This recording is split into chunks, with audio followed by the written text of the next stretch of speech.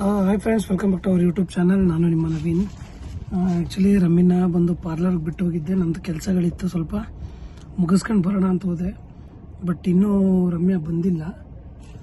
ನಂದು actually parlour rush ಇತ್ತಂತೆ. So rush ಇದ್ದಿದ್ದರಿಂದ ಅವ್ರಿಗೂ ಸ್ವಲ್ಪ ಸರ್ವಿಸ್ ಕೊಡೋದವ್ರು ಲೇಟ್ ಆಯ್ತಂತೆ. ಹಾಗಾಗಿ ನಾನೀಗ ಪಾರ್ಲರ್ ಮುಂದೆ ವೆಯ್ಟ್ ಮಾಡ್ತಾ ಇದ್ದೀನಿ. ಸಿಕ್ಕಾಪಟ್ಟೆ ಶೆಕೆ ಬೇರೆ ಆಗ್ತಾ ಇದೆ, ಜೊತೆಗೆ ಇನ್ನೂ ಊಟ ಬೇರೆ ಆಗಿಲ್ಲ. ಹೊಟ್ಟೆ ಹಸಿತಾ ಇದೆ, ಊಟ ಮಾಡಬೇಕು. ಬರಲಿಲ್ಲ, ಇನ್ನೂ ವೆಯ್ಟ್ ಮಾಡ್ತಾ ಇದ್ದೀನಿ. ಆ್ಯಕ್ಚುಲಿ ನಾನೇ ಕಳಿಸಿದ್ದು ಅವ್ರಿಗೆ. ಇಷ್ಟು ಪಾರ್ಲರಲ್ಲಿ ಜಾಸ್ತಿ ಟೈಮ್ ಕೊಡೋಕ್ಕಾಗಲ್ಲ, ನನಗೆ ಆಗಲ್ಲ, ಇವತ್ತು ಹೋಗಲ್ಲ ಅಂತ ಇದ್ರು.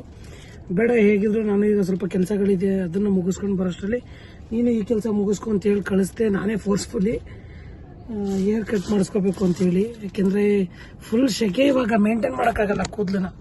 ಸೊ ಅದು ನನಗೆ ಅರ್ಥ ಆಗುತ್ತೆ. ಹಾಗಾಗಿ ಸ್ವಲ್ಪ ಕೂದಲು ಕಟ್. ಆಮೇಲೆ ರಮ್ಮಿನ್ ಏನಪ್ಪ ಅಂದರೆ ಹೇರು ಜಾಸ್ತಿ ಗ್ರೌತ್ ಆಗುತ್ತೆ ಬೇಗ. ಸೊ ನೆಸೆಸಿಟಿ, ಟೆನ್ಷನ್ ಮಾಡ್ಕೊಳ್ಳೋ ನೆಸೆಸಿಟಿ ಇರಲ್ಲ. ಆರಾಮಾಗಿ ಹೋಗು, ಹೆಂಗಿರೋ ಗ್ರೌತ್ ಇದೆ, ಗ್ರೌತ್ ಆಗುತ್ತೆ, ಕಟ್ ಮಾಡಿಸು, ಈ ಶೆಕೆಲಿ ಯಾಕೆ ಇರಿಟೇಷನ್ನು ಅಂದ್ಬಿಟ್ಟು ನಾನು ಹೇಳಿದ್ದೆ. ಹಾಗಾಗಿ ರಮ್ಮಿಂಗೆ ಕೂದಲು ಅಂದರೆ ಪ್ರಾಣ. ಆಮೇಲೆ ನಾನೇ ಹೇಳ್ತಾ ಇರ್ತೀನಿ, ಕಟ್ ಮಾಡಿಸ್ಕೊ ಆರಾಮಾಗಿ ಅಂತೆಲ್ಲ ಕರ್ಸ್ಕೊಬೇಡ ಅಂತ. ಕಟ್ ಮಾಡಿಸ್ಕೊಂಡು ಬಂದಮೇಲೆ ಹೇಗೆ ಕಾಣ್ತಾರೆ ನೋಡಬೇಕು. ನೋಡೋಣ, ಹೇಗೆ ಬಂದಮೇಲೆ ವಿಡಿಯೋ ಮಾಡ್ತೀನಿ. ಚೆನ್ನಾಗಿ ಕಾಣಿಸ್ತಿದೆ ಏನು ಅಂದ್ಬಿಟ್ಟು ನೀವು ಕಮೆಂಟ್ ಮಾಡಿ, ತೋರಿಸ್ತೀನಿ ಯಾವ ಪಾರ್ಲರ್ ಇವ್ರು ಹೋಗಿರೋದಂತ. ಇಲ್ದು ಆ್ಯಕ್ಚುಲಿ ಏನಂದರೆ ಇವರೆಲ್ಲ ಹುಟ್ಟಿ ಬೆಳೆದಿದ್ದೆಲ್ಲ, ಸೊ ಹುಟ್ಟಿದ ಕೇರ್ ನಗರ ಆದರೂ ಬೆಳೆದಿದ್ದೆಲ್ಲ ಇಲ್ಲೇ ಪೊಲೀಸ್ ಕ್ವಾರ್ಟರ್ ಜ್ಯೋತಿ ನಗರ ಆಗಿರೋದ್ರಿಂದ ಇವ್ರಿಗೆ ಇದು ಇಲ್ಲೇ ಇದು ರಾಘವೇಂದ್ರ ನಗರ ಮೇನ್ ರೋಡು. ಯಾವುದು ಡೆಲ್ಲಿ ಪಬ್ಲಿಕ್ ಸ್ಕೂಲ್ ಇದೆಯಲ್ಲ, ಅದ್ರ ಪಕ್ಕದ ರೋಡ್ ಇದು. ಡೆಲ್ಲಿ ಪಬ್ಲಿಕ್ ಸ್ಕೂಲಿಂದ ರಾಘವೇಂದ್ರ ನಗರಕ್ಕೆ ಹೋಗೋ ಮೇನ್ ರೋಡಲ್ಲಿ ಹೈಟೆನ್ಷನ್ ರೋಡು ಬರುತ್ತೆ. ತೋರಿಸ್ತೀನಿ, ಈಗ ಫ್ರಂಟ್ ಕ್ಯಾಮ್ರಾ ಆನ್ ಮಾಡ್ತೀನಿ ರೀ. ಸೊ ಇದು ಹೈಟೆನ್ಷನ್ ರೋಡು. ನನಗೆ ಇದೇನು ಕಾಣಿಸ್ತಿದೆ, ಇದು ಈ ಕಡೆ ಕೈ ತೋರಿಸ್ತೀನಿ. ಇದು ಈ ರೋಡಲ್ಲಿ ಡೆಲ್ಲಿ ಪಬ್ಲಿಕ್ ಸ್ಕೂಲ್ ಸಿಗುತ್ತೆ. ಈ ಕಡೆ ರಾಘವೇಂದ್ರ ನಗರ, ಇದೆಲ್ಲ ಪೂರ್ತಿ ರಾಘವೇಂದ್ರ ನಗರನೇ. ಇಲ್ಲಿರೋದು ಇದು ಪಾರ್ಲರ್ ಬಂದು ಹನಿ ಬ್ಯೂಟಿ ಪಾರ್ಲರ್ ಅಂತ. ಸೊ ರಮ್ಯಾ ಅವಾಗಿಂದನೂ ಇಲ್ಲೇ ಹೋಗೋದು. ಸೊ ಹಾಗಾಗಿ ಹೇರ್ ಕಟ್ಗೆ ಇಲ್ಲೇ ಹೋಗಿದ್ದಾರೆ, ಇನ್ನೂ ಬಂದಿಲ್ಲ. ಇನ್ನು ಆ್ಯಕ್ಚುಲಿ ಯಾರೂ ಇಲ್ಲ, ರಮ್ಯನೇ ಲಾಸ್ಟು. ರಮ್ಯನ ಸ್ಲಿಪ್ಪರ್ ಒಂದೇ ಇರೋದಲ್ಲಿ. ಸೊ ಬಂದಿಲ್ಲ ಇನ್ನು. ಬಂದ ತಕ್ಷಣ ನಾನು ಹೇಗೆ ಕಾಣಿಸ್ತಿದ್ದಾರೆ ಅಂದ್ಬಿಟ್ಟು ವಿಡಿಯೋ ಮಾಡ್ತೀನಿ. ಫ್ರೆಂಡ್ಸ್, ಇವತ್ತು ನಾನು ಸರ್ವಿಸ್ ತೊಗೊಳ್ಳೋಣ ಅಂತ ಅಂದ್ಬಿಟ್ಟು ಸಲೂನ್ಗೆ ಬಂದಿದ್ದೀನಿ. ಏನಂತ ಅಂದರೆ ಈ ಬಿಸಿಲು, ಕೆಲಸ, ಈ ಒತ್ತಡದಲ್ಲಿ ನನ್ನನ್ನು ನಾನು ಕೇರ್ ಮಾಡ್ಕೊಳ್ಳೋದು ತುಂಬ ಕಮ್ಮಿ. ಯಾವಾಗಲೂ ದುಡಿ, ಅದು ಮಾಡು, ಇದು ಮಾಡು, ಇದೇ ಆಗೋಗಿರುತ್ತೆ. ಸೊ ನನ್ನ ವ್ಯೂವರ್ಸಿಗೆ ಗೊತ್ತಿರುತ್ತೆ, ನನ್ನ ವ್ಲಾಗಲ್ಲಿ ನಾನು ಆಲ್ಮೋಸ್ಟ್ ಈ ಥರದ್ದೆಲ್ಲ ಶೇರ್ ಮಾಡೋದು ಕಡಿಮೆ. ಯಾಕಂದರೆ ನಾನು ಹೋಗೋದೇ ಕಡಿಮೆ. ಹೇಳ್ಬೇಕಂತ ಅಂದರೆ ಈ ಹೊರಗಡೆ ಹೋಗಿ ದುಡಿಯೋದಕ್ಕೆ ಹೋಗೋ ಹೆಣ್ಮಕ್ಳು ಸ್ವಲ್ಪ ಕಾನ್ಷಿಯಸ್ ಆಗಿ ಜಾಸ್ತಿನೇ ಇರ್ತಾರೆ. ಇವತ್ತು ದುಡಿಯೋಕ್ಕೆ ಹೋಗೋ ಹೆಣ್ಮಕ್ಳು ಅಂತ ಅಲ್ಲ, ಅವ್ರಿಗೊಂದು ಇಂಟ್ರೆಸ್ಟ್ ಇರುತ್ತೆ. ನಾನು ಚೆನ್ನಾಗಿ ಕಾಣಬೇಕು, ನಾನು ಕೇರ್ ಮಾಡಬೇಕು, ನನ್ನ ಸ್ಕಿನ್ ಕೇರ್ ಮಾಡಬೇಕು, ನಾನು ಹೇರ್ ಕೇರ್ ಮಾಡಬೇಕು, ನನಗೆ ನನ್ನ ಸೊಸೈಟಿಲಿ ನಾನು ಚೆನ್ನಾಗಿ ಕಾಣಬೇಕು ಅನ್ನೋದು ಕೆಲವ್ರಿಗೆ ಕಾನ್ಷಿಯಸ್ನೆಸ್ ಇರುತ್ತೆ. ಬ್ಯೂಟಿ ಕಾನ್ಷಿಯಸ್ನೆಸ್ ಅಂತ ಏನು ಹೇಳ್ತಾರೆ. ಸೊ ಅದಿರುತ್ತೆ. ಬಟ್ ನನಗೆ ಆ ವಿಚಾರದಲ್ಲಿ ಖಂಡಿತವಾಗ್ಲೂ ಕೆಲವೊಂದಷ್ಟು ಪರ್ಸೆಂಟ್ ಅಷ್ಟೇ ನಂಗೆ ತುಂಬ ಇಲ್ಲ. ಹಾಗಾಗಿ ನಾನು ಹೋಗೋದು ಕಮ್ಮಿ. ನನಗೆ ಸಮಯ ಮಾಡಿಕೊಂಡ್ರೆ ಎಲ್ಲದಕ್ಕೂ ಸಮಯ ಮಾಡ್ಕೊತೀವಿ. ಈಗ ತಿನ್ನೋದಕ್ಕೆ ಸಮಯ ಮಾಡ್ಕೊತೀವಿ ಅಂದರೆ ಇದಕ್ಕೂ ಮಾಡ್ಕೋಬೋದು. ಬಟ್ ಆಸಕ್ತಿ ಅನ್ನೋದು ಕಡಿಮೆ. ಬಟ್ ಇವತ್ತು ನನಗೆ ಸ್ವಲ್ಪ ರೆಸ್ಟ್ ಅನ್ನೋದು ಬೇಕಿತ್ತು. ಹಾಗಾಗಿ ನಾನು ಇಲ್ಲ, ಇವತ್ತು ನಾನು ಸರ್ವಿಸ್ ತೊಗೊಳ್ಳೋಣ, ಸ್ವಲ್ಪ ರಿಲ್ಯಾಕ್ಸ್ ಆಗೋಣ ಅಂತ ನನಗೇನು ಐಬ್ರೋಸು ಮತ್ತು ವ್ಯಾಕ್ಸು, ಹೇರ್ ಕಟ್ಟು, ಫೇಶಿಯಲು ಎಲ್ಲನೂ ಕೂಡ ಇವತ್ತು ನಾನು ಆರಾಮಾಗಿ ಟೈಮ್ ಸ್ಪೆಂಡ್ ಮಾಡೋಣ, ನಂಗೆ ಸ್ವಲ್ಪ ರಿಲ್ಯಾಕ್ಸೇಷನ್ ಬೇಕು ಅಂತ ಬಂದೆ.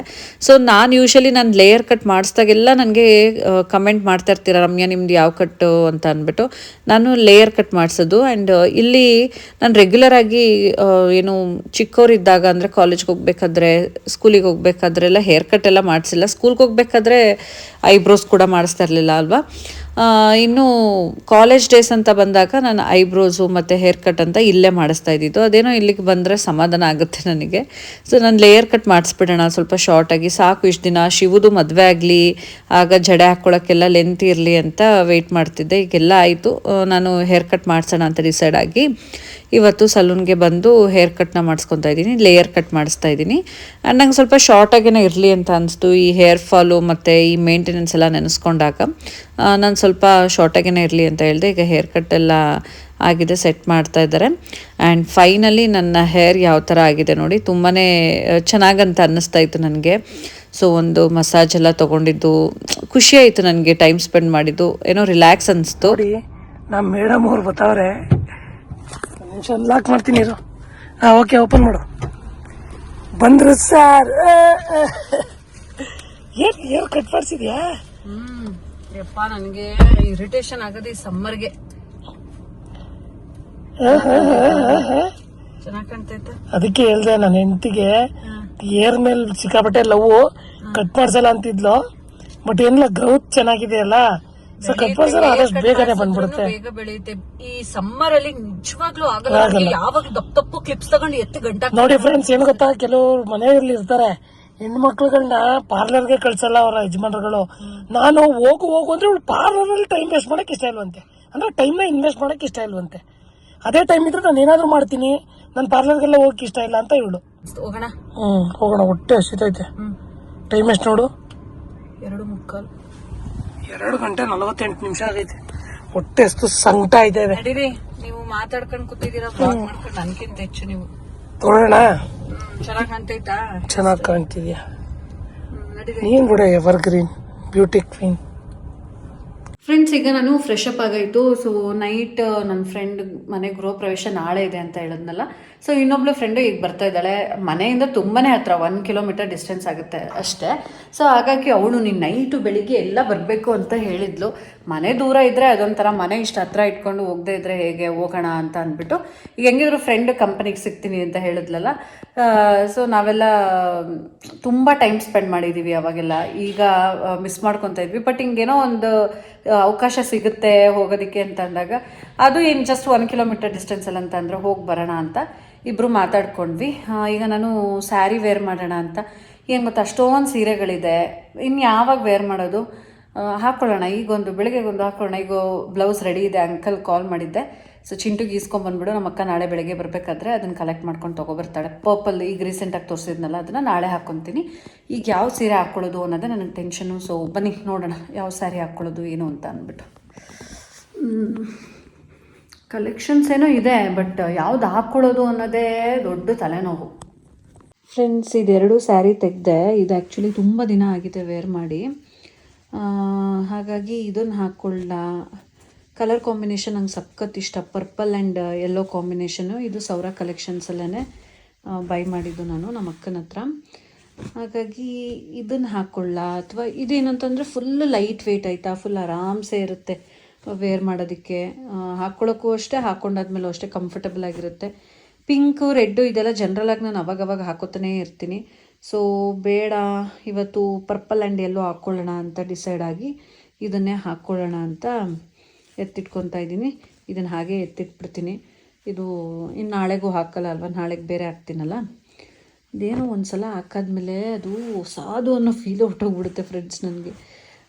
ಫಸ್ಟ್ ಟೈಮ್ ಹಾಕ್ಕೊತೀವಿ ನೋಡಿ, ಒಂದು ಸಲನೂ ವೇರ್ ಮಾಡದೇ ಇದ್ದಾಗ, ಅವಾಗ ಆಗೋಷ್ಟು ಖುಷಿ ನನಗೆ ಇನ್ನೊಂದು ಸಲ ಹಾಕೋಬೇಕಾದ್ರೆ ಅಷ್ಟೊಂದು ಖುಷಿ ಅಂತ ಅನಿಸಲ್ಲ. ಬೇಕಾದ್ರೆ ನೀವು ಫೀಲ್ ಮಾಡಿ ನೋಡಿ, ಹೊಸ ಡ್ರೆಸ್ ಹಾಕ್ಕೊಂಡಾಗ ನಮ್ಮಲ್ಲಿ ಒಂದು ಕಾನ್ಫಿಡೆನ್ಸೇ ಬೇರೆ ಥರ ಇರುತ್ತೆ. ಬಟ್ ಹಂಗಂತೇನು ಎಷ್ಟು ಬಿಡೋಕ್ಕಾಗುತ್ತಾ, ಹಾಕ್ಕೊಬೇಕಲ್ವಾ. ಆವಾಗಲೇ ಹೊಲಿಸಿದ್ದು. ಈಗ ಒಂಚೂರು ದಪ್ಪ ಆಗಿದ್ದೀನಿ, ಆರ್ಯ ಹುಟ್ಟಾದ್ಮೇಲೆ. ಆರ್ಯ ಹುಟ್ಟೋಕ್ಕಿಂತ ಮುಂಚೆನೇ ಇದನ್ನು ನಾನು ಸ್ಟಿಚ್ ಮಾಡಿಸಿದ್ದು. ಈಗ ವೆಯ್ಟ್ ಗೇನ್ ಆಗಿರ್ತೀನಿ, ಹೆಚ್ಚು ಕಡಿಮೆ ಆಗ್ಬೋದು. ಇದು ನಾನು ಏನು ಪ್ರಿನ್ಸ್ ಕಟ್ ಹೊಲಿಸಿದೆ, ಬೋಟ್ನೆಕ್ ಇಟ್ಸ್ಬಿಟ್ಟು. ಸೊ ಬ್ಯಾಕ್ ಬಟನ್ಸ್ ಬರುತ್ತೆ. ವೇರ್ ಮಾಡ್ತೀನಿ, ನೋಡೋಣ ಹೆಂಗೆ ಕಾಣುತ್ತೆ ಅಂತ ಅಂದ್ಬಿಟ್ಟು. ಫ್ರೆಂಡ್ಸ್, ಫೈನಲಿ ನಾನು ರೆಡಿ ಆಗಾಯಿತು. ಸೊ ನನ್ನ ಹೇರ್ ಸ್ಟೈಲ್, ಹೊಸ ಹೇರ್ ಸ್ಟೈಲ್, ಲೇಯರ್ ಕಟ್ ನಾನು ಮಾಡಿಸಿರೋದು. ನೋಡಿ ಎಷ್ಟು ಶಾರ್ಟ್ ಆಗಿದೆ. ನಿಜ ಈ ಸಮ್ಮರ್ಗಂತೂ ಬೆಸ್ಟ್ ಆಯಿತಾ. ನನಗೆ ಗೊತ್ತು ನಿಮಗೆಲ್ಲ ಕೋಪ ಬಂದಿರುತ್ತೆ, ರಮ್ಯಾ ನಿಮಗೆ ಲಾಂಗ್ ಹೇರ್ ಚೆನ್ನಾಗಿ ಕಾಣುತ್ತೆ ಅಂತ ನೀವು ಹೇಳ್ತಾ ಇದ್ರಿ. ಬಟ್ ನಂಗೆ ನಿಜ ಮೇಂಟೈನ್ ಮಾಡೋಕ್ಕಾಗ್ತಾ ಇರಲಿಲ್ಲ. ಮನೇಲಿ ಹೇರ್ ಫಾಲ್ ಆಗ್ತಾ ಇದ್ದಿದ್ದು, ಆ ವೈಟ್ ನೆಲಕ್ಕೂ ಅದಕ್ಕೂ ಫುಲ್ ಹೇರ್ ಫಾಲ್ ಆಗ್ತಾಯಿತ್ತು. ಸೊ ಹೇರ್ ಕಟ್ ಮಾಡಿಸ್ಬಿಟ್ಟೆ. ಆ್ಯಂಡ್ ಈಗ ನಾವು ಹೊರಡಬೇಕು. ನವೀನವ್ರು ಇವತ್ತು ನೋಡ್ತಾ ಇರ್ಬೋದು, ಫುಲ್ ಮೇಲೆ ಹಾಕೊಂಡಂಗಿದೆ. ಇವತ್ತು ಅವ್ರು ಸ್ವಲ್ಪ ಬೇಜಾರಲ್ಲಿದ್ದಾರೆ. ರೀಸನ್ ನಮಗೂ ಬೇಜಾರಾಯಿತು. ಲೈಫ್ ಅನ್ನೋದು ಅನ್ಪ್ರೆಡಿಕ್ಟೇಬಲ್ ಆಯಿತಾ. ಸೊ ಏನಾಯಿತು ಏನೋ ಅಂತ ನವೀನ್ ಹೇಳಿ ನೀವು. ನಮ್ಗೆ ತುಂಬ ಆತ್ಮೀಯರು, ನಮ್ಮ ಮಂಜಣ್ಣ ಅಂತ ನಮ್ಮೂರವರೇ. ಒಬ್ಬ ವ್ಯಕ್ತಿ ಸಾಧನೆ ಮಾಡಬೇಕು ಅಂದಾಗ ಯಾವುದೇ ರೀತಿ ಬಡತನ ಆಗಲಿ ಇನ್ನೊಂದಾಗಲಿ ಅಡ್ಡ ಬರಲ್ಲ ಅಂತ ಹೇಳ್ತಾರಲ್ಲ, ಅದಕ್ಕೆ ಉದಾಹರಣೆ ಮನುಷ್ಯ. ಫ್ಯಾನ್ ಹಾಕಪ್ಪ ಒಂದು ಸ್ವಲ್ಪ. ತುಂಬ ಅಂದರೆ ತುಂಬ ನಾವು ಚಿಕ್ಕದ್ರಿಂದ ಎಲ್ಲ ನಾವು ತುಂಬ ಒಡನಾಟ ಇತ್ತು. ಅವರು ಅವರ ಸಾಧನೆಗೆ ಬಡತನ ಅಡ್ಡಿ ಬರಲಿಲ್ಲ ಯಾವುದೇ ಕಾರಣಕ್ಕೂ. ಅವರು ಒಂದು ಹಸು ಹಟ್ಕೊಂಡು ಹೊಲ್ದ ಹತ್ರ ಹೋದ್ರೂ ಬುಕ್ಸ್ ಜೊತೆಲಿ ತಗೋಯ್ತಾಯಿದ್ರು. ಆ ಮಟ್ಟಕ್ಕೆ ಓದಿ ಒಂದು ಹೈಸ್ಕೂಲ್ ಟೀಚರ್ ಆದರು. ಯಾರಾದರೂ ಒಬ್ಬ ಮನುಷ್ಯ ಒಂದು ಅಷ್ಟಕ್ಕೆ ನಿಲ್ಲಲ್ಲ, ಒಂದು ಗೌರ್ಮೆಂಟ್ ಕೆಲಸ ಸಿಕ್ತು ಸಾಕಪ್ಪ ನನ್ನ ಲೈಫು ಅನ್ನೋ ಇದರಲ್ಲೂ ಅವ್ರು ಏನಾದರೂ ಮಾಡಬೇಕು ಅಂದ್ಬಿಟ್ಟು ಕೇಸು ಬರೆದ್ರು 1-2 ಸಲ. ಅದು ಜಸ್ಟಲ್ಲೋಯ್ತು.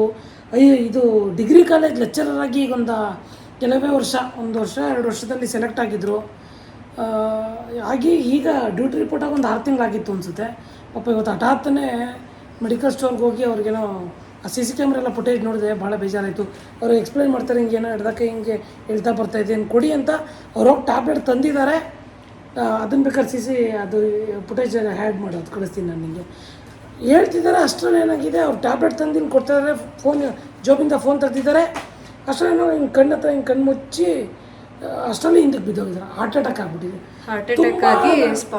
ತುಂಬ ದಡುತಿ ದೇಹ ಅಲ್ಲ, ತುಂಬ ಆ್ಯಕ್ಟಿವ್ ಆಗಿದ್ದವರು, ಸ್ಟೂಡೆಂಟ್ಗಳ ಜೊತೆ ಆ್ಯಕ್ಟಿವ್ ಆಗಿದ್ದವರು, ಸ್ಪೋರ್ಟಿವ್ ಆಗಿದ್ದವರು, ಮಕ್ಳುಗಳ ಜೊತೆ ಫ್ರೆಂಡ್ಲಿ ಆಗಿದ್ದವರು. ಯಾವುದೇ ಒಂದು ಚಿಕ್ಕ ಮಕ್ಳ ಹತ್ರನೂ ಒಂದು ಅಗೌರವದಲ್ಲಿ ಮಾತಾಡಿದ ವ್ಯಕ್ತಿ ಅಲ್ಲ ಅವರು ನಮಗೊಂದು 5 ವರ್ಷ, ಒಂದು 4-5 ವರ್ಷ ದೊಡ್ಡವರು. ನನಗೆ ಮಂಜಣ್ಣ ಅಂತ ಅವ್ರನ್ನ ಚಿಕ್ಕ ವಯಸ್ಸಲ್ಲೆಲ್ಲ ನಾವು ಅಪ್ಪು ಅಂತ ಕರಿತಾಯಿದ್ವಿ ಅವ್ರನ್ನ. ಆ ದಿನಗಳೆಲ್ಲ ನನಗೊಂದು ಕ್ಷಣ ಇತ್ತೀಚೆಗೆ ಬಾಂಡಿಂಗ್ ಕಡಿಮೆ ಆಗಿತ್ತೆ ಹೊರತು, ಅಂದರೆ ಅವರೆಲ್ಲ ಇರ್ತಾಯಿದ್ರು, ನಾವೆಲ್ಲ ಇರ್ತಾಯಿದ್ವಿ. ಬಟ್ ಆ ವ್ಯಕ್ತಿ ಮೇಲೆ ಅಭಿಮಾನ ಪ್ರೀತಿ ನಮಗಿದ್ದೇ ಇತ್ತು. ಆ ಥರ ಒಳ್ಳೆ ಮನುಷ್ಯ ಅಂಥವರು ನಮ್ಮಂಥವ್ರಿಗೆ ಎಷ್ಟೋ ಜನಕ್ಕೆ ಸ್ಫೂರ್ತಿ ಅವರು. ಅಲ್ಲ, ಅವರು ಬಡತನದಲ್ಲೂ ಓದಬೇಕು ಅಂತ ಈ ತರ ಹೊಲದ ಹತ್ರ ಹೋದಾಗ್ಲೂ ಬುಕ್ಸ್ ನನಗೆ ನವೀನ್ ಇದು ಇವರು ಹಿಂಗ್ ಡೆತ್ ಆದ್ರು ಅಂದಾಗಲ್ಲ ಅವ್ರ ವಿಚಾರ ಹೇಳಿದ್ದು ನನಗೆ ಯಾವ್ದು ಅಂದ್ರೆ ನನ್ನ ಕಸಿನ್ ಬ್ರದರ್ ಏನಿದ್ದಾರೆ ಅವ್ರಿಗೆ ಅವ್ರ ಫ್ರೆಂಡ್ ಅಂತೆ. ಸೊ ಈ ತರ ಅವರಿಗೆ ನಮ್ಮೂರವ್ರೇನೆ ಅವರು ಮಂಚಣ್ಣ ಅಂತ ಅವ್ರ ಫ್ರೆಂಡ್. ಅವ್ರು ಓದೋದಕ್ಕೆ ಎಷ್ಟು ಶ್ರಮ ಪಟ್ಟಿದ್ದಾರೆ ಗೊತ್ತಾ ಅಂತೆಲ್ಲ ಅವಾಗ ಅವ್ರ ವಿಚಾರ ನಾನು ಕೇಳಿದ್ದೆ ಆಯ್ತಾ ಅವ್ರ ಬಗ್ಗೆ. ನಾನು ಇದೇನು ಫಸ್ಟ್ ಟೈಮ್ ಅಲ್ಲ ಕೇಳಿದ್ದು, ಅವ್ರ ಬಗ್ಗೆ ಕೇಳಿದೆ. ಅವ್ರು ಓದ್ಲೇಬೇಕು, ಗೌರ್ನಮೆಂಟ್ ಕೆಲಸ ತಗೊಳ್ಳೇಬೇಕು ಅಂತ ತುಂಬಾ ಶ್ರಮ ಪಟ್ಟು ಈ ಕಡೆ ಹಸು ಮೇಸಕ್ಕೆ ದನ ಮೇಸಕ್ಕೆ ಅಂತ ಹೋದಾಗೆಲ್ಲ ಅಲ್ಲೆಲ್ಲ ಕುತ್ಕೊಂಡು ಓದ್ತಾ ಇದ್ರು ಬುಕ್ ಹಿಡ್ಕೊಂಡು ಅಂತ ನವೀನ್ ನಂಗೆ ತುಂಬಾ ಸಲ ಹೇಳಿದ್ರು. ಎಜುಕೇಶನ್ ಇಂಪಾರ್ಟೆನ್ಸನ್ನೇ ಅರ್ಥ ಆಗಿರಲಿಲ್ಲ. ಯಾಕೆಂದ್ರೆ ಅಪ್ಪ ಅಮ್ಮನ ದುಡ್ಡು ಅಥವಾ ಇನ್ನೊಂದು ನಮ್ಮನ್ನ ಆ ವ್ಯಾಲ್ಯೂ ನಮ್ಗೆ ಗೊತ್ತಾಗಲಿಲ್ಲ. ಆ ಮಂಜಣ್ಣನ ನೋಡಿದಾಗ ಅವ್ರು ನಾವು ಬುದ್ಧಿ ಕಲೀಲಿಲ್ಲ. ಅಷ್ಟು ಸ್ಟ್ರಗಲ್ ಮಾಡಿ ಪಾಪ ಅವರು ಒಂದು ಸಾಧನೆ ಮಾಡಿದ್ರು. ಇವತ್ತು ನೆಮ್ಮದಿಯಾಗಿರೋ ಕಾಲದಲ್ಲಿ ಭಗವಂತ ಅವ್ರನ್ನ ಕರೆಸ್ಕೊಂಬಿಟ್ಟ. ಪಾಪ 2 ಹೆಣ್ಮಕ್ಳಿಂದ ಒಂದು ಚಿಕ್ಕ ಮಗು, ಈಗ 1.5 ವರ್ಷದ ಮಗು ಅನಿಸುತ್ತೆ, ಗಂಡು ಮಗು. ಅಕ್ಕನೂ ಅವ್ರ ಹೆಂಡ್ತಿನೂ ಅಷ್ಟೇ ಡೌನ್ ಟು ಅರ್ತು. ಪಾಪ ಒಳ್ಳೆ ಜನ. ಅದು ಒಂದು ಮಾತಿದೆ ನೋಡಿ, ಯಾವಾಗ್ಲೂ ಒಳ್ಳೆ ಮರಕ್ಕೆನೆ ಕೊಡ್ಲಿ ಬೀಳೋದು ಅಂತ ಅಂದ್ಬಿಟ್ಟು, ಅದಂತೂ ನನಗೆ ಸತ್ಯ ಅಂತ ಅನ್ಸ್ಬಿಟ್ಟಿದೆ. ನಮ್ಮ ಡ್ಯಾಡಿ ವಿಚಾರದಲ್ಲ ಇರ್ಬೋದು. ಇವರೆಲ್ಲ ಪ್ರೇರಣೆ ತಗೊಂಡು ಅವ್ರ ಪಕ್ಕದ ಮೇಲೆ ಹುಡುಗ, ನಮ್ಮ ದೀಪ, ಅವನು ನಮ್ಮ ಅಣ್ಣ ಹುಡುಗನೇ ದೀಪ ಅಂತ ರೈಲ್ವೆ ಪೊಲೀಸ್ ಆದ. ಅವರು ತುಂಬ ಗೈಡ್ಲೈನ್ಸ್ ಮಾಡ್ತಾಯಿದ್ರು ಹುಡುಗರುಗಳಿಗೆ. ಇಲ್ಲ ಏನಾದರೂ ಸಾಧನೆ ಮಾಡಬೇಕು, ಈ ಚಿಕ್ಕ ಗ್ರಾಮದಲ್ಲಿ ಹುಟ್ಟಿ ಪ್ರತಿಯೊಬ್ಬರಿಗೂ ಓದೋರಿಗೆ ಗೈಡ್ ಮಾಡ್ತಾಯಿದ್ರು, ಹಾಗೆ ಮಾಡಿ ಹೀಗೆ ಮಾಡಿ ಅಂತ. ಯಾರಿಗೂ ಕೆಟ್ಟದ್ದು ಬಯಸಿದ ಮನುಷ್ಯ ಅಲ್ಲ ಅವ್ರು. ಸತ್ತೋಗೋರೆ ಅಂತ ನಮ್ಮ ತಾಯಣ್ಣ ಹೇಳ್ತಾ ಇಲ್ಲ. ನಾವು ಇವತ್ತುವರೆಗೂ ಅವರು ನಾನು ಅವ್ರ ಜೊತೆ ಮಾತಾಡಿದಾಗಲಿ, ಅವ್ರು ನನ್ನ ಜೊತೆ ಮಾತಾಡಿದಾಗಲಿ ಅವರಂದ್ರೂ ನಮಗೆ ಅಷ್ಟು ಗೌರವ. ಅವರು ನಮಗೆ ಪ್ರೀತಿಯಿಂದ ಗೌರವದಿಂದ ಮಾತಾಡ್ತಾಯಿದ್ರು. ಆ ಸಾವನ್ನ ವಿಷಯ ಕೇಳಿದಾಗಲಿಂದ ಮಧ್ಯಾಹ್ನ ಅವರು ತೀರ್ಕೊಂಡ್ರೆ CC ಕ್ಯಾಮ್ರಾ ಪ್ರಕಾರ 1 ಗಂಟೆ 39 ನಿಮಿಷದಲ್ಲೆಲ್ಲ ಅವರು ಹಾರ್ಟ್ ಅಟ್ಯಾಕ್ ಆಗಿಬಿಟ್ಟಿದೆ. ಸುಳ್ಳ್ಯದಲ್ಲಿ ವರ್ಕ್ ಮಾಡ್ತಿದ್ದವರು. ಅದನ್ನ ಡೈಜೆಸ್ಟ್ ಮಾಡ್ಕೊಳಕ್ಕಾಯ್ತಿಲ್ಲ. ನವೀನ್ ಅವರಂತೂ ಅವ್ರದ್ದು ಒಂದೊಂದು ವಿಡಿಯೋ ಬಂದಿರೋದನ್ನು ಒಂದು 20 ಸಲ ನೋಡೋರೆ ಅವರು. ನಾವು ಅವ್ರನ್ನ ನೇರವಾಗಿ ಡೈರೆಕ್ಟಾಗಿ ನೋಡದೇ ಇರೋದ್ರಿಂದ ನಮಗೆ ಬೇಜಾರಾಯಿತು. ಅವ್ರ ಫ್ಯಾಮಿಲಿ ಅವ್ರ ಮೇಲೆ ಡಿಪೆಂಡ್ ಆಗಿತ್ತು. ಅಷ್ಟು ಕಷ್ಟಪಟ್ಟು ಅವ್ರ ತಂದೆನೂ ಇಲ್ವಂತೆ. ಗೌರ್ಮೆಂಟ್ ಕೆಲಸ, ಗೌರ್ಮೆಂಟ್ ಟೀಚರ್ ಆದಾಗ ಹುಣಸೂರು ಇತ್ತು, ಅಲ್ಲೋಗಿ ಮನೆ ಮಾಡ್ಕೊಂಡಿದ್ರು. ಆಮೇಲೆ ಪುನಃ ಯಾವಾಗ ಸುಳ್ಳ್ಯದಲ್ಲಿ ಈಗ ಗೌರ್ಮೆಂಟ್ ಪ್ರೊಫೆಸರ್ ಆಗಿ, ಡಿಗ್ರಿ ಕಾಲೇಜ್ ಪ್ರೊಫೆಸರ್ ಆಗಿ ಹೆಂಡತಿ ಮಕ್ಕಳನ್ನೆಲ್ಲ ಇಲ್ಲೇ ಇರಿಸಿ ಊರಲ್ಲೇ ಬಿಟ್ಟು ಊರಲ್ಲಿ ಹೋಗಿದ್ರಂತೆ. ಊರಲ್ಲೂ ಮನೆ ಮಾಡಿದ್ರು, ತಂಗಿ ಮದುವೆ ಮಾಡಿದ್ರು. ಸೊ ಅದನ್ನೆಲ್ಲ ಕೇಳಿದಾಗ ಇವರಂತೂ ಅವ್ರ ಬಗ್ಗೆ ಮಧ್ಯಾಹ್ನದಿಂದ ಅದನ್ನೇ ಮಾತಾಡ್ತಾ ಇದ್ದಾರೆ. ನಾನು ಅವ್ರನ್ನ ಡೈರೆಕ್ಟಾಗಿ ನೋಡಿಲ್ದೇ ಇರ್ಬೋದು, ಬಟ್ ನನಗೆ ಅವ್ರ ಬಗ್ಗೆ ಹೇಳಿದಾಗ ನಿಜ ತುಂಬ ರೆಸ್ಪೆಕ್ಟ್ ಬಂತು. ಇವತ್ತಿನ ಕಾಲದಲ್ಲಿ ಮಕ್ಕಳನ್ನ ಓದಿ ಅನ್ಬೇಕಾದ್ರೆ ಅವ್ರು ಅಷ್ಟು ಬಡತನದಲ್ಲೂ ಓದಿ ಅಷ್ಟು ವಿದ್ಯಾವಂತರಾಗಿ ಆ ಕೆಲಸನ ತಗೊಂಡು. ಇನ್ನೊಂದೇನು ಹೇಳ್ತೀನಿ ಅಂದರೆ, ಅವರು ಕ್ರಿಕೆಟು ಅದು ಇದು ಆಡ್ತಾರೆ ಕಡಿಮೆ. ನಾವು ಎಲ್ಲ ಸ್ಕೂಲ್ ಮನೆ ಹತ್ರ ಕ್ರಿಕೆಟ್ ಆಡೋವು, ಅಲ್ಲಿಗೂ ಬುಕ್ಸ್ ತಂದಿರೋರು. ಫ್ರೀ ಇದ್ದ ಟೈಮಲ್ಲಿ ಮಠದ ಮನೆ ಅಂತ ಕರಿತಾರೆ ನಮ್ಮ ಊರ ಹತ್ರ, ಅದು ಬಸವೇಶ್ವರ ಮಠ ಅಂತ. ಆ ಮಠದ ಮನೆ ಒಳಗೆ ಹೋಗಿ ಓದ್ಕೋತಾ ಇರೋರು ಫ್ರೀ ಟೈಮಲ್ಲಿ. ಕ್ರಿಕೆಟ್ ಆಡೋಕ್ಕೆ ಬಂದಿದ್ದ ಟೈಮ್ನೂ ವೇಸ್ಟ್ ಮಾಡ್ತಾ ಇರಲಿಲ್ಲ ಅವರು. ಅಷ್ಟು ಸ್ಟ್ರಗಲ್ ಮಾಡಿ ನೋಡಿ. ಒಂದು ಒಂದು ಗುರಿ ಇಟ್ಕೊಂಡು ಒಂದು ಸಾಧನೆ ಮಾಡಿ. ಬಟ್ ಲೈಫ್ ಈಗ ಅವ್ರು ಅಷ್ಟೆಲ್ಲ ಮಾಡಿದ್ರು, ಆದ್ರೆ ದೇವ್ರವ್ರನ್ನ ಇರೋದಕ್ಕೆ ಬಿಡ್ಲಿಲ್ಲ. ಅವ್ರ ಮೇಲೆ ಅವ್ರ ಹೆಂಡತಿ ಡಿಪೆಂಡ್ ಆಗಿದ್ದಾರೆ, ಅವ್ರ ಮಕ್ಳು ಡಿಪೆಂಡ್ ಆಗಿದ್ದಾರೆ, ಅವ್ರ ಫ್ಯಾಮಿಲಿ ಹೋಲ್ ಫ್ಯಾಮಿಲಿ ಡಿಪೆಂಡ್ ಆಗಿದೆ. ಬಟ್ ಅವ್ರು ಅಷ್ಟು ಕಷ್ಟಪಟ್ಟು ಓದಿದ್ದೆಲ್ಲ ಏನಾಯ್ತು ನನಗೆ ಇದು ಕೇಳಿದ ತಕ್ಷಣ ರೀಸೆಂಟ್ ಆಗಿ ಅದೇನು IAS ಅಲ್ಲಿ ಇದಾಗಿ ಪಾಸ್ ಆಗಿ ರಿಪೋರ್ಟ್ ಆಗಿ ಹೋಗೋ ಟೈಮಲ್ಲಿ ಆಕ್ಸಿಡೆಂಟ್ ಆಗಿ ಡೆತ್ ಆದ್ರಲ್ಲ, ಆ ಕೇಸ್ ನೆನಪಾಯ್ತು ನಂಗಂದ್ರೆ. ಜೀವನದಲ್ಲಿ ನಾವು ಏನು ಆಸೆ ಅದೃಷ್ಟ ಕೈ ಹಿಡಿದಾಗ ಹಣೆ ಬರ ಕೈ ಕೊಡುತ್ತೆ. ಪಾಪ ಅವರು ಈಗ ಎಷ್ಟು ನೆಮ್ಮದಿಯಾಗಿರುವಂಥ ಕಾಲ, ಹೆಂಡತಿ ಮಕ್ಕಳು ಮುದ್ದಾದ ಫ್ಯಾಮಿಲಿ. ಬಟ್ ಬೇಜಾರಾಯಿತು. ಸೊ ಇವರು ಬೆಳಿಗ್ಗೆಯಿಂದ ಅದೇ ಆಕ್ಚುಲಿ ಅವ್ರನ್ನ ಅಲ್ಲಿಂದ ತಗೊಂಡ್ ಬರ್ಬೇಕಲ್ವಾ ಅದನ್ನ. ನಮ್ಮ ತಂದೆಯವರೆಲ್ಲ ಹೋಗಿದ್ದಾರೆ ಸುಳ್ಳ್ಯಾಗೆ. ಸೊ ಇವ್ರು ನಾಳೆ ದಫನ್ಗೆ ಹೋಗ್ತಾರೆ. ನಮ್ಗೆ ಈಗ ಒಂದು ಫಂಕ್ಷನ್ ಇತ್ತಲ್ಲ ಅದನ್ನ ಅಟೆಂಡ್ ಮಾಡೋಣ ಅಂತ. ಸೊ ಕಾಲ್ ಬರ್ತಾ ಇದೆ ಫ್ರೆಂಡ್ಸ್. ಲೈಫ್ ಅನ್ನೋದು ಅನ್ಪ್ರಿಡಿಕ್ಟೇಬಲ್. ಇವತ್ತಿದ್ದವ್ರು ನಾಳೆ, ಇವತ್ತು ಖುಷಿಯಾಗಿ ನಮ್ಮ ಜೊತೆ ಮಾತಾಡಿದವರು ನಾಳೆಗೆ ಆಲ್ರೆಡಿ ಇರೋದೇ ಇಲ್ಲ. ಸೊ ಜೊತೆ ನಾವು ತೀರಾ ಹತ್ರದಿಂದ ಈಗ ಎಲ್ಲ ತುಂಬ ಸಿಕ್ತಾಗ ಮಂಜಣ್ಣ ಹೇಗಿದ್ದೀರಾ ಅಷ್ಟೇ, ಪುನಿ ಹೇಗಿದ್ಯಾ ಅಷ್ಟೇ ಮಾತಾಡ್ತಿದ್ದು. ಅಷ್ಟೊಂದು ನಾವು ತೀರಾ ಕಾನ್ವರ್ಸೇಷನ್ ಆಗದೆ ಇರ್ಬೋದು. ಅವ್ರ ಮೇಲೆ ರೆಸ್ಪೆಕ್ಟ್ ಅಂತ ಇದೆ. ಮಂಜಣ್ಣ, ನಿಮ್ಮ ಆತ್ಮಕ್ಕೆ ಶಾಂತಿ ಸಿಗಲಿ, ನಿಮ್ಮ ಕುಟುಂಬಕ್ಕೆ ದುಃಖನ ಬರ್ಸೋಂಥ ಶಕ್ತಿ ಕೊಡಲಿ ಅಂತ ಕೇಳ್ಕೊಂತೀನಿ ಅಷ್ಟೇ. ಇನ್ನೇನು ಮಾತೇ ಇಲ್ಲ, ನೋ ವರ್ಡ್ಸ್. ಯಾರ್ಯಾರು ಬಂದರು? ರಕ್ಷಿತಾ ಅತ್ತೆ, ಚಿಂಟು, ಶಿವಮಾಮ. ಬರಲಿಲ್ವಾ? ಬರಲ್ಲ ಅಣ್ಣ.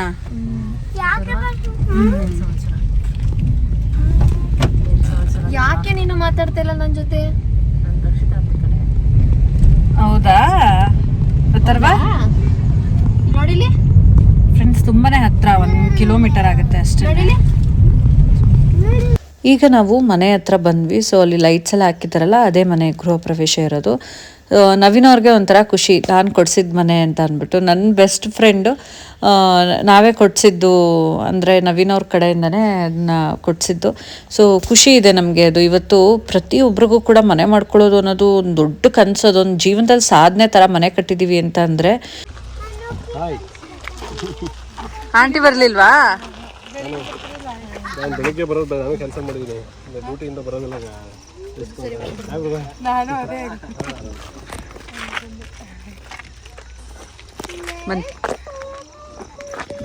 ಎಲ್ಲ ಬೆಳೆ ಅಳ್ತಾ ಇದ್ದ. ಏನಂತ ಅಳ್ತಾ ಇದೆ? ನಾನು ಆಗ್ಲೇ ಕೂಗ್ದೆ, ನಾವು ಸೈಟ್ ನೋಡ್ಕೊ ಬರೋಣ ಅಂತ ಆ ಕಡೆ ಹೋದ್ವಿ. ಅಥರ್ವ ಅಂದ್ರೆ ನಿನ್ ಸಿರಿ ಜೊತೆ ಓಡ್ಬಿಟ್ಟೆ ನೀನು, ಅದಕ್ಕೆ ಆಟ ಆಡ್ತವನಲ್ಲ ಬಿಡು ಆಟಾಡ್ಲಿ ಅಂತ ಸುಮ್ಮನಾದೆ. ಸರಿ, ನೀನ್ ಸಮಾಧಾನ ಮಾಡ್ಬೇಕಿತ್ತು ತಾನೆ, ನಿಮ್ಮ ಅಮ್ಮ ಆ ಕಡೆ ಹೋಗಿದ್ದಾರೆ ಅಂತ.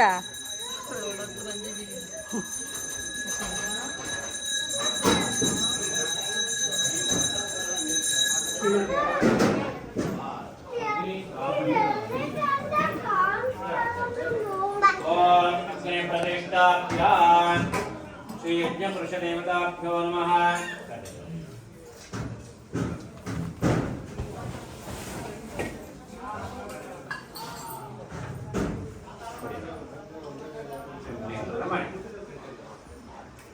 ಕೆಂಪು ನಿರ್ಮಾಣ ಆಂಟಿ. ಓಂ ಶ್ರೀ ಯಜ್ಞ ಪುರುಷಾರಂಜ ಮಹೋತ್ತೇ ಸಮೋರ್ತೋಸ್ತು. ಏನು ಮಾಡ್ತಾರಪ್ಪ? ಕುಂಕುಮ ಜಾಸ್ತಿ. ಶ್ರೀ ಅಗ್ನಿ ದೇವತಾಭ್ಯೋ ನಮಃ. ರಕ್ಷಾತ್ಯದೀಪಂ ದರ್ಶಯತ್ವಾ. ಕಿರಣ್ ಅವ್ರನ್ನ ಧ್ರುವಂತೆ ರಾಜಾಗಣೋ ಧ್ರುವಂ ದೇವೋ ಬೃಹಸ್ಪತಿ.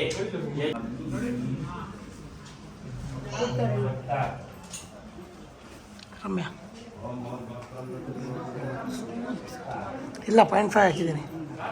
ಓಂ ಭೂರ್ಭುವಸ್ಮಹೇ ಸ್ವಾಹಾ. ಓಂ ಭೂರ್ಭುವಸ್ಮಹೇ ಸ್ವಾಹಾ. ಓಂ ಭೂರ್ಭುವಸ್ಮಹೇ ಸ್ವಾಹಾ. ಪ್ರಜಾಪತಯೇ ಇದಂ ನಮಃ. ಅಂತ ಅಕ್ಷರ ಅಗ್ನಿದೇವಾಯ.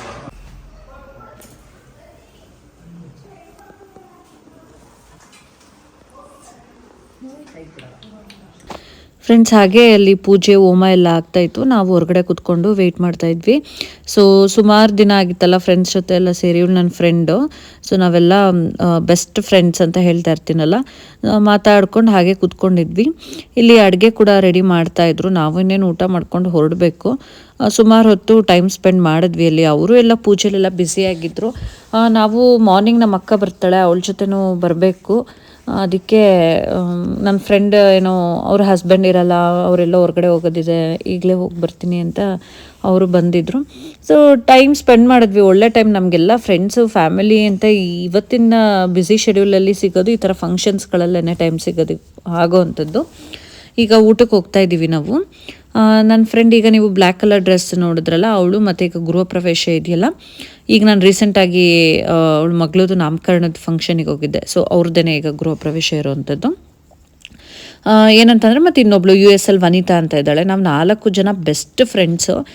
ನಾವು ಯಾವ ಥರ ಅಂತ ಅಂದರೆ ಒಬ್ರನ್ನೊಬ್ರು ಬಿಟ್ಕೊಡೋದೇ ಇಲ್ಲ, ಮತ್ತು ಅಷ್ಟು ಕ್ಲೋಸ್ ನಾವು. ಒಬ್ಬರು ಈ ಥರ ಫಂಕ್ಷನ್ಸ್ಗಳಿರ್ಬೋದು ಇದಕ್ಕೆಲ್ಲ, ಬಟ್ US ಅಲ್ಲಿರೋ ಫ್ರೆಂಡ್ ತುಂಬ ಮಿಸ್ ಆಗಿಬಿಡ್ತಾಳೆ ಫಂಕ್ಷನ್ಸ್ಗೆಲ್ಲ. ಅವಳು ಸಿಗೋದೇ ಇಲ್ಲ. ಊಟ ಎಲ್ಲ ಮಾಡಿದ್ವಿ, ಊಟ ಎಲ್ಲ ತುಂಬಾ ಚೆನ್ನಾಗಿತ್ತು. ಈಗ ನನ್ನ ಫ್ರೆಂಡ್ ಕೂಡ ಹೊರಡ್ತಾ ಇದ್ದಾಳೆ, ನಾವು ಕೂಡ ಹೊರಡ್ತಾ ಇದ್ದೀವಿ. ಏನು ಅಂತ ಅಂದರೆ ಇವತ್ತು ನವೀನವ್ರು ಬೇಜಾರಲ್ಲಿದ್ದರು. ಅವರು ನಾರ್ಮಲಾಗಿ ನೀವು ವ್ಲಾಗಲ್ಲಿ ನೋಡಿರ್ತೀರ ಅವ್ರು ಎಷ್ಟು ಜೋಶಲ್ಲಿ ಎಂತೂಸಿಯಾಸಮಿಂದ ಮಾತಾಡ್ತಾರೆ ಅಂತ. ಬಟ್ ಅವ್ರಿಗೆ ಗೊತ್ತಾಗಿರೋರು ತೀರ್ಕೊಂಡಿರೋದ್ರಿಂದ ಬೇಜಾರಾಗಿದ್ದರು. ಸೊ ಫ್ರೆಂಡ್ಸ್, ಮತ್ತೆ ನಾನು ನೆಕ್ಸ್ಟ್ ವ್ಲಾಗಲ್ಲಿ ಸಿಗ್ತೀನಿ. ಇಲ್ಲಿಗೆ ಎಂಡ್ ಮಾಡ್ತೀನಿ.